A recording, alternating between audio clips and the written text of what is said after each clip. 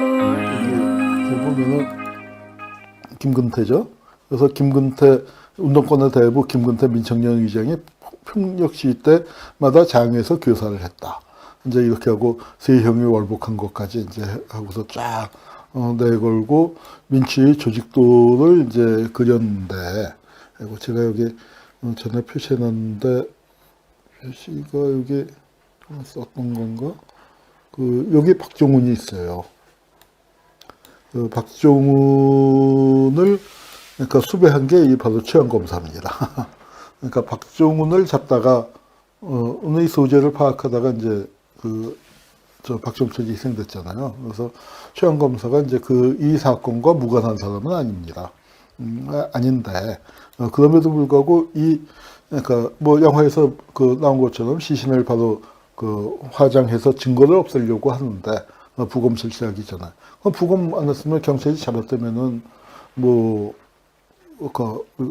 이렇게까지 안 갔을 수도 있는데, 그래도 이 최한이 이 사체 검사로서의 그 권한으로 사체를 보존하도록 해서 부검이 실시될 수 있도록 한 거죠. 그래서 경찰 병원에서 하자. 근데 안 된다. 그래서 한양대 병원으로 갔는데 국과수에서 그러면은 들어가도록 하자. 그래서 황적준 박사를 보냈지만 황 박사가 그런 처지에서 용기를 내서 사실대로 적은 겁니다. 그건 대단히 그 시절에는 지금 볼 때는 뭐 별거 아닌 것 같지만 직을 걸었던 거예요. 그리고 실제로 황 박사가 잘리다시피 됐습니다. 그거 제가 약간 기억이 헷갈리는데, 그래서 한참 좀 실직 비슷한 생활을 하셨던 걸로 기억을 해요. 그러다가 모교인 고려대학의 법의학 교실에 자기가 나서 이제 교수로 전직을 하게 되셨지만, 굉장히 어려운, 아주 그 당시로서는 굉장히 어려운 결정을 했죠. 근데 이 최한 검사가 이렇게 하게 된 거는 부천서 성고문 사건하고 밀접한 관련이 있습니다. 부천서 성고문 사건 당시에 그게 경찰이 저지른 재단이에요. 그 수사를 이제 경찰이 했으니까, 경찰이 한 짓이니까 검찰이 수사를 하게 됐는데, 검찰이 수사를 해서 문기동이가 어떤 몹쓸 짓을 했는지를 다 밝혀냈는데, 관계기관 대책회의에서 이제 그게 갑자기 뒤집혀갖고, 성고문에 성자도 나오면 안 된다. 뭐 이렇게 돼서 굉장히 뭐 성적 모욕 행위는 없었다. 그리고 그냥 티셔츠 위로 가슴을 뭐 가볍게 2번쯤 주워박았는데, 이 운동권 여자애가 뭐 몹쓸 짓을 당한 것처럼 이렇게 떠들어대고 있는 것이다. 뭐 이렇게 이제 어이없는 발표를 해버렸단 말이에요. 그게 검찰로서는 치욕이었죠. 그래서 그러니까 50화국 때는 경찰이 검찰보다 더 셌어요. 그래서 이제 거기에 눌려지는데, 그래서 이제 경찰에 대해서 굉장히 어떤 나쁜 마음을, 그러니까 앙앙불락하는 그런 마음이 있었던 거죠. 그러다가 이번에 이제 터지니까 경찰 너 한번 잘 됐다. 이게 검찰 전체적인 분위기였습니다. 검찰의 처음에 이 사건을 신성택 기자죠. 중앙일보 신성택 기자한테 흘린 것도 검찰이었고, 그 다음에 여기 이 최한 검사, 그러니까 이 사체 부검을 할 수 있도록 경찰이 화장을 못하게 막은 것도 이 검찰이었는데, 거기에는 바로 이런, 그러니까 부천서 성고문 사건 당시에 경찰한테 검찰이 당했다고나 할까요? 거기에 대한 어떤 불만, 분노, 그런 것들이 표출이 돼서 이번에 경찰을 막아주질 않은 거죠. 그러니까 이제 그렇게 이게 밝혀지려면 그런 요인들이 겹쳐집니다. 이거는 뭐냐면요, 이제 당시에 2명이 한 걸로 발표를 했잖아요. 그래서 경찰을 검찰로 보낼 때 장면입니다. 경찰의 동료애가 눈물겹지 않아요? 그러니까 실제 이제 범인이라고 그 당시에 지목됐던 건 2명인데, 거기다 똑같은 옷을 입혀서 그야말로 누구개가 된 거예요. 누군지 모르겠어. 그래서 뭐 이렇게 했지만 뒷자리에 아마 태워갖고 앞자리에 이제 이 사진에 찍히는 사람들은 아마 대역이었을 거고, 그러니까 그렇게 했습니다. 그 당시에 참 가슴 아픈 게 종철이 아버님, 그 하여튼 부검이 끝난 다음에 화장을 했는데, 그러니까 임진강에다가 뿌리면서 쳐라 잘 가그레이, 아비는 아무 할 말이 없다이 하는 이제 그런 말씀을 하셨죠. 아버님 작년에 돌아가셨는데 참 훌륭한 아버님이었습니다. 어머니 여러 열사 유가족들이 있지만 어머님 중에서는 이소선 어머님, 아버님 중에서는 우리 박정기 아버님이 제일 정말 자식의 못다한 삶을 대신해서 훌륭한 운동가로, 그리고 우리들 모두의 아버지 어머니로 그 역할을 아주 단단히 해주셨어요.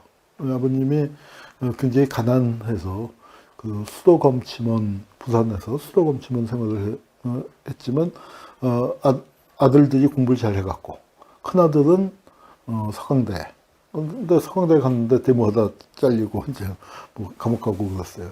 작은 아들은 아들 박종철이 서울대 들어가니까 굉장히 좋아하셨는데, 작은 아들마저 이제 뭐 데모하다 감옥 가고 하니까 간곡히 타일러서 그걸 좀 박종철이 마음을 잡았다고 해야 하나. 하여튼 운동을 포기하고 고시 공부를 시작을 했습니다.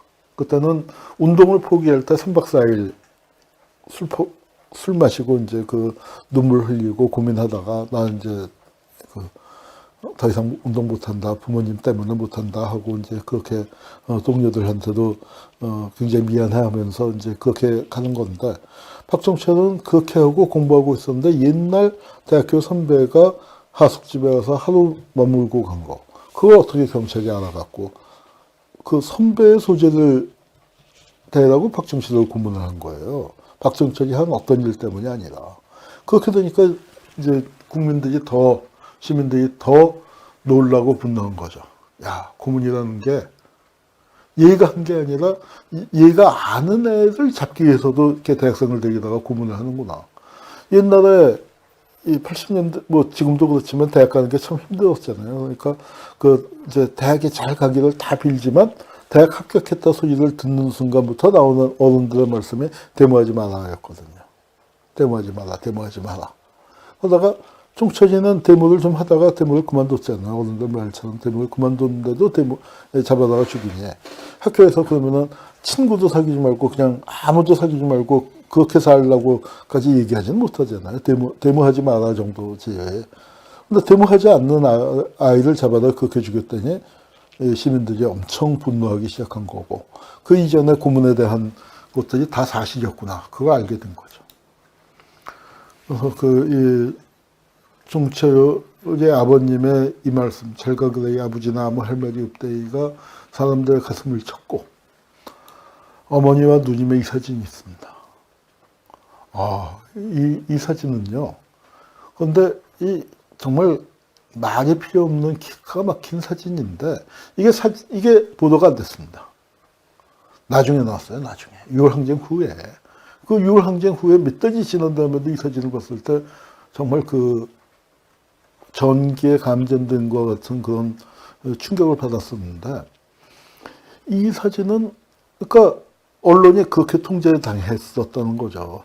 이게 부산일보가 6월 항쟁 직후에 최초의 파업을 일으켜서, 부산일보가 이제 파란만장한 역사가 있는데, 그거는 나중에 한번 정수장 이렇게 얘기할 때 이제 한번 할 텐데, 그때 부산일보 기자들도 이런 사진을 우리가 신문에 내보내지 못한 게 이게 신문이냐, 우리 수치다 하고 이 사진이 계기가 됐었는데, 이거 찍은 게 웃겨요. 그러니까 좀 우스운 경인데, 이게 뭐냐면은 종철이의 추모식을 전에서 부산에서 이제 하는데 2월 7일 날, 서울에서는 크게 전국적으로 추모 데모가 있었고, 그런데 이 추모식에 아무도 참여를 못하게 한 거예요. 그런데 부산에 이제 관할경찰서 서장이 들어가는데, 부산일보 기자가 따라가면서 말을 걸면서 들어갔어요. 카메라를 메고.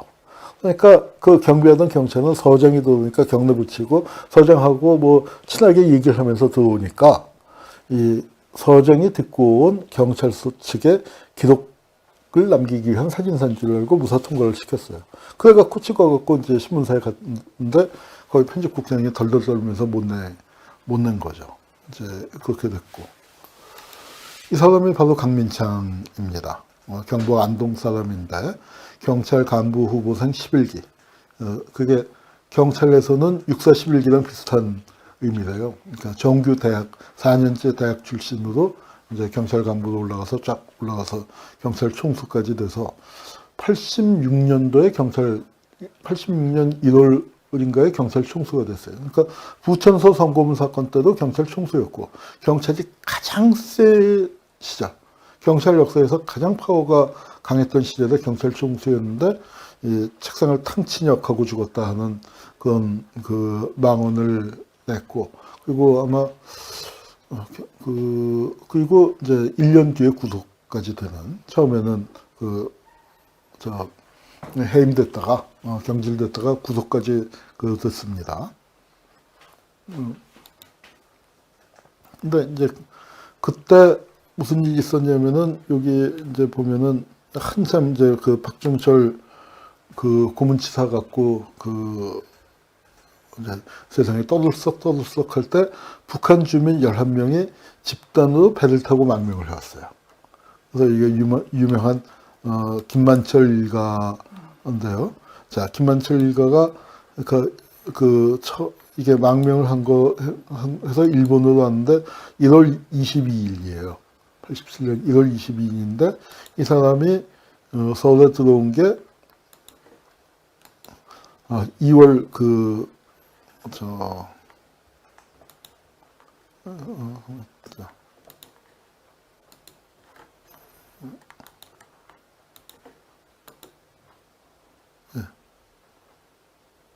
2월 8일 밤.